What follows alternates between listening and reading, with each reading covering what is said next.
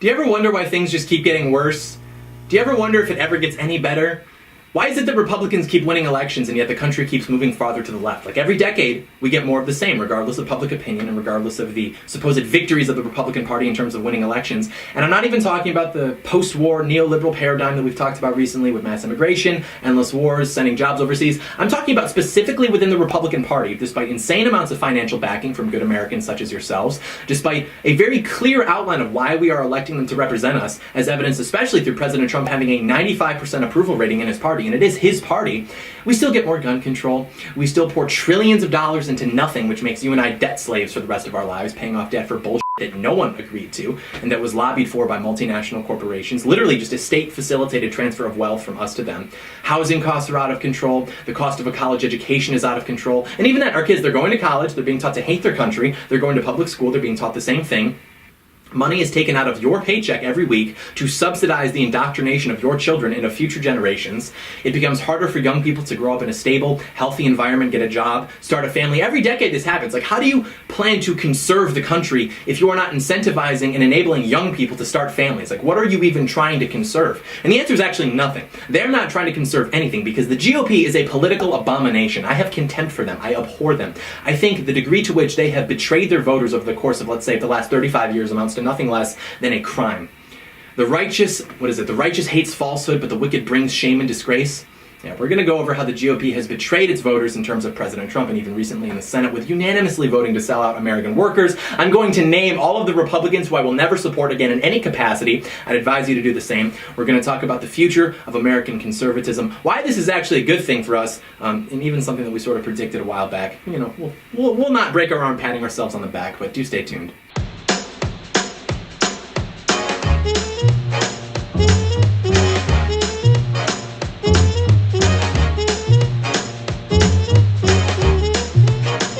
John Doyle in. Heck off, commie. Hello there, ladies and gentlemen. Welcome to Heck Off Commie. I'm a little disappointed in myself, to be honest with you, because we were supposed to do the updated video about pornography for this November, but then like a week and a half ago, something kind of messed up happened, and I was just out of it for a few days, kind of trying to process that. People on the website, I think, know what I'm talking about, because I did put a video up for members talking about it briefly. So I was way behind, and then I started trying to get the research for this all together, and then last night I realized that there was just no way that that was going to come out today, just because I had to figure out how to condense and then present all this information. So I'm a little disappointed in myself, but it will come out soon. I think it's going to be one of the most important videos that we've ever done on the channel, so stay tuned for that. And then tomorrow, I'm headed down to Texas yet again to go on Elijah Schaffer's podcast, so that should be good. A lot of people give him a hard time because they think he's like this fake conservative or something. I don't know. I know him personally, and that's just like not even remotely true. So we're looking forward to that. And then once we get back from Texas, we'll get going on a more frequent schedule here because there was a lot to talk about. But I think that right now, the most important thing that we should be talking about is who our friends are.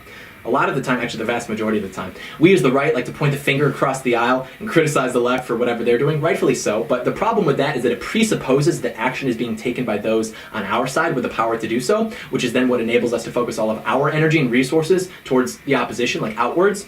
And that's why a lot of what we do on this channel is actually just criticizing the so-called conservative leadership, whether that's in media, government, NGOs, etc., because our success ultimately has much less to do with how incompetent our opposition is and much more to do with how competent and authentic we are, which is why I'd guess the plurality of what we talk about on this channel is self-improvement, and not like in the cringe influencer sense of you should be getting up at 4:30 and meditating for 20 minutes before taking a cold shower and reading a Dave Ramsey book. And don't get me wrong, I unironically think that cold showers are good, but the point is that it's not enough to simply be correct or to simply be good. This is referred to as the Sir Galahad theory of politics, this idea that, well, I will win because my heart is pure. And unfortunately, that's not the case. You actually have to take the offensive, you have to have the means to do so in terms of infrastructure, resources, and willpower. And right now, I look at the American conservative movement, and on the one hand, I see incredibly patriotic and good people who can recite passages from upper-level treatises and Austrian economic theory off the top of their head, but then on the other hand, I see the same people, and they are demoralized, they are disillusioned because they are suffering the consequences of having been abandoned and sold out by the people who they elected and paid to represent them. And that's why it's so much more important to be getting young men off vices like drugs and pornography, getting them in shape, etc., because the gravity of the situation that our leaders have put us in through their failures or I guess their inaction more precisely, it's put us into a position where our only chance of being successful is to be literally as strong as possible, both mentally and physically. Like, we cannot afford to be anything less than sharp, anything less than high energy, in shape, not only because it'll make you more confident, but also because it makes people more accepting of what you have to say, because you're going to look imposing, you're going to look epic. Lifting weights is unironically a political strategy. A lot of people think I'm scrawny, which I think is an inevitable side effect of being a 20-year-old mesomorph with glasses and a politics obsession, but I'm going to put a video up that was taken before they shut the gyms down, just to prove that I do practice what I preach. I wasn't going to do it because it's sort of cringe. Like, hey bro, look at me, but with less clothes on. But 80% of you guys said you wanted it. I guess democracy is not cringe sometimes. I'm trying to prove a point here, which is that every young man should be physically fit, and also that every leftist who makes videos about me is just coping because they know that my friends and I would have bullied them in high school. So anyways, on to the betrayal of President Trump. We have to understand that a betrayal of President Trump is fundamentally a betrayal of us, the people who voted him into office, especially considering his approval rating with Republicans, and even more so considering the fact that what we witnessed with Donald Trump in 2016 was a political revolution not seen on the right since maybe Ronald Reagan. And even then, I would make the argument that Trump has been more significant than Ronald Reagan. And, you know, that might be weird for some of us to hear because modern conservatism has canonized Saint Reagan. But the reason for that is largely branding and obfuscation. And I mean, no disrespect to Ronald Reagan. I think that he was a pretty good president. But the reason that so much of modern conservatism is dedicated to Ronald Reagan is that he is a symbol of one of the only victories that conservatism has had in the last 100 years, which is that we won the Cold War. Therefore, communism is bad and freedom and capitalism are good. And speaking of capitalism, allow me to shamelessly transition into epic holiday gift guide mode.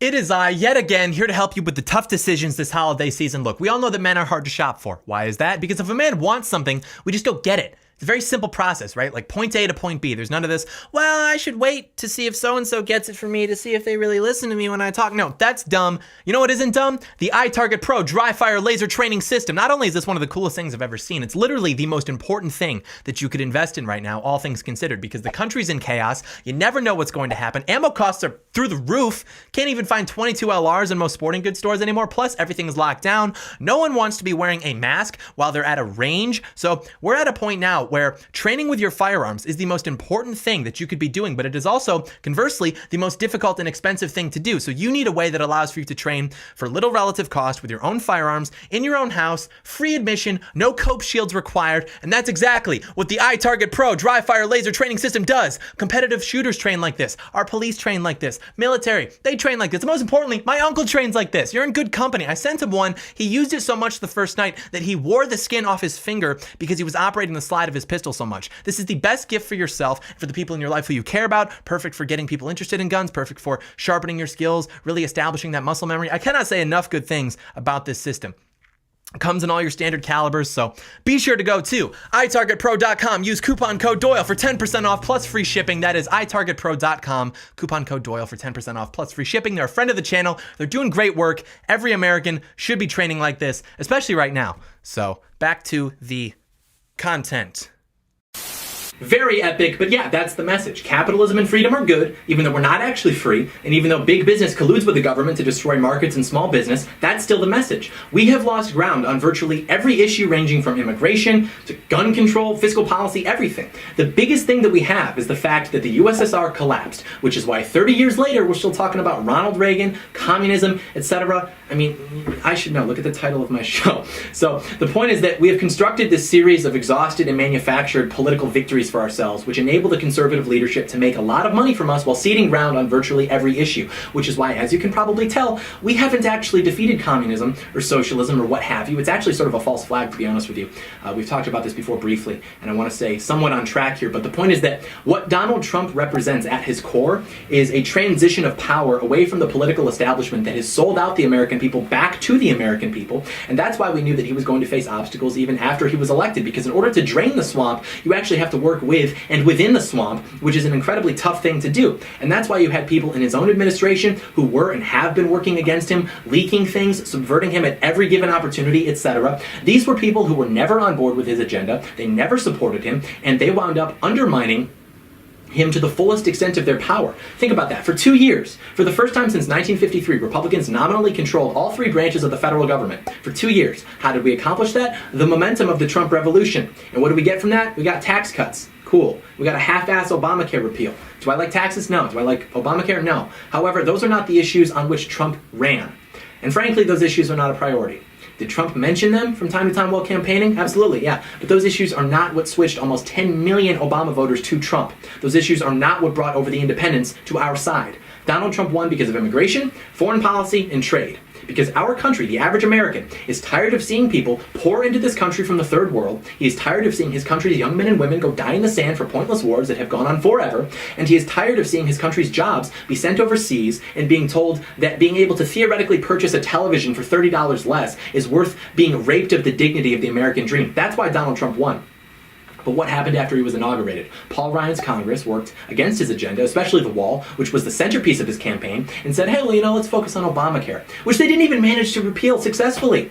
And now here we are in 2020. They have betrayed President Trump on the election. We all know that this election was illegitimate. And I ask you this now. Where should our allegiance be? Should it be to a party that has failed us? That has failed to accomplish anything substantive or significant or lasting in the past 70 years? Or should it be to a man who sacrificed almost everything only to be stopped by the aforementioned party? A lot of people have this take of, well, if we stop supporting Republicans, then the left is going to walk all over us. I understand that, I do. But I would challenge that with, they've been doing that anyways. The only difference being that pledging allegiance to the Republican Party costs you more money and gives you false hope. That's really the most disgusting thing about it. That conservatism in America is not a movement. It is a business. And the product that they are selling you is hope. But they never deliver. They are despicable. And the way I see it is that we have over 70 million righteously indignant Trump voters, and we're not going anywhere anytime soon. So it is more advantageous for us to starve the GOP of support, of donations, of votes, until they either submit to our will by capitulation, or our people filling up their established infrastructure. And I think that's our best way forward. I said that a few months ago. People were like, well, no, you can't just take over the GOP. That's never going to work. But then some other people started saying, yeah, it's probably our best bet for the time being.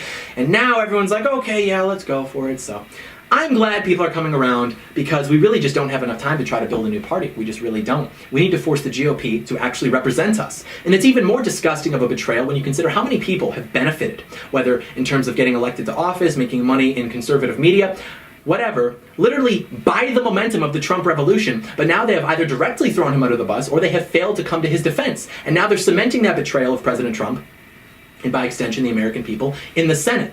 And you literally could not write this stuff. They passed a bill in the Senate yesterday, with unanimous support from Republicans, who control the Senate, to remove caps on H-1B visas from certain countries, which is going to effectively monopolize the visa system for nationals coming from large countries like India to come over and undercut American workers for jobs, since they will work for less and in worse conditions. And who lobbied for this? Big tech and big business, Amazon, Google, Microsoft. These companies want to displace American workers and benefit from cheap labor at the expense of American families. And keep in mind, what literally just happened? What was that big thing that just happened? And is still happening?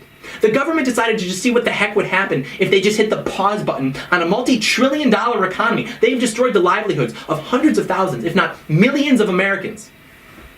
We don't even know what the actual unemployment rate is, because they don't count the people who have just given up. And so what do Republicans do? What do they decide would be perfect right now? Bringing in people from other countries to take American jobs. Oh, and it gets better. It gets better. They amended the bill. They said, no, we're not just going to have it like this. We want to exclude a country from the program. Which country, sir? China, because they're the bad guys. You couldn't make this stuff up. They're running the same play. It never stops. Nothing ever changes. You sell out the American people. You manufacture political victories against a foreign adversary to convince your voters that you give a shit about them. They did it with the USSR. They did it with the Middle East. Now they're doing it with China.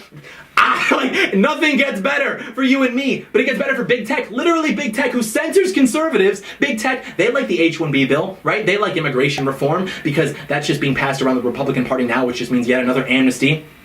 They like the fact that Mitch McConnell and Nancy Pelosi are trying to push the funding bill through without repealing Section 230 like Trump wants, because they do not care that big tech is the single biggest threat to conservatives. They do not care about you. They want your money, and then they go away. I will never vote for a Republican again unless they represent the interests of my family, my community, and my country. My allegiance is not to a party that has failed. My allegiance is to honest leadership. And that means President Cheeto. And anyone who works against my president is working against me, and my family, my country. Those people can shrivel up into a dehydrated mass of carbon and donor money in the lobby of the Cato Institute for all I care. F*** Mitt Romney, f*** Marco Rubio, Brian Kemp, Pat Toomey, Liz Cheney, Lisa Murkowski, Ben Sass, Susan Collins. You guys are all spineless, sycophantic snakes. Little Marco, me and you, big guy, undercard for McGregor versus Paul. WWE career match, loser retires from politics. You've sold us out. You made a lot of money doing it. It's okay. It's okay. We're calm. You've shown your true colors now, and we're not going to forget it.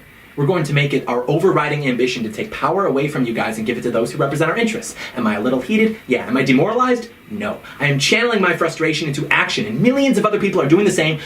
So in a way, this is actually good. And we needed this to happen. We were never going to get anywhere with spineless leadership, and it's better for us to have been put into a bad place that shocked us awake into realizing that than to have been continuously lulled into this sort of destructive path of ours. Happy Thanksgiving, belated, by the way. Hey, it's going to be fun, right? It's going to be a good time taking back the country over the course of the next several decades. Can't wait. We've got good people on our side. They just haven't taken power yet, you know? Hey guys, if you like this video, leave it a thumbs up, leave it a comment, subscribe to the channel, turn on notifications, and then of course, share the video with a friend. That's how you help the channel grow, and by extension, that's how you help us take the culture back. You can laugh, but it's true. We're effective. We're excited for the undercard fight. Rubio versus me. Career match on the line. Taker versus Michaels. I'm Undertaker. He's Shawn Michaels. Except no one likes him, so I'm also Shawn Michaels. And then he's like, I don't know, I would win that fight. By the way, this is not like a legitimate threat or anything, because it would be a consensual, we would sign off on it and we would agree to this. And he'll agree, I'm in contact with his team right now. But I think, because he's kind of got the dad bod, he's like larger than I am in terms of sheer mass. And a lot of people always think that that's the biggest indication of who's going to win the fight. I would take issue with that. I know that my cardio is better than him. I would imagine that my strength level is roughly the same. And so what's going to happen is I just have to dodge his attacks, maybe not let him grapple me for the first 5 minutes, and then eventually he's going to wear himself out. He's going to get tired, at which point I can just, clear him out, win the match. He retires from politics. I move down to Florida. I room with Tom Brady. Tom Brady and I have actually been planning this for quite some time in order to kind of re-cement, or I guess permanently cement Florida as a Republican stronghold, since Texas seems to be kind of going blue. We're going to really try to establish a sort of last line of defense in Florida. And so Tom Brady signed with Tampa Bay. Few will take this into account, by the way. And then he's actually going to let me room with him in Giselle as I'm sort of doing this thing with the Senate in Florida after taking out Marco Rubio. Because that's how it works, by the way.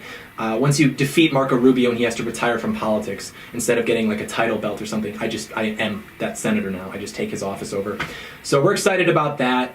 We're in contact with the Rubio office. We're in contact with the McGregor and the Paul teams, respectively.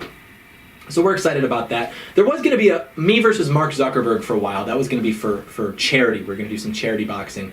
But he never got back with me, probably because he is not a human. So we're focusing on Marco Rubio right now, and we're excited about it. It's going to be good. And no ill will towards him, it's just banter, friendly banter. Is what it is. Just going to get him to retire from politics, that's all. He'll still be able to be a snake elsewhere. I don't know. But thank you so much for watching. May God bless America.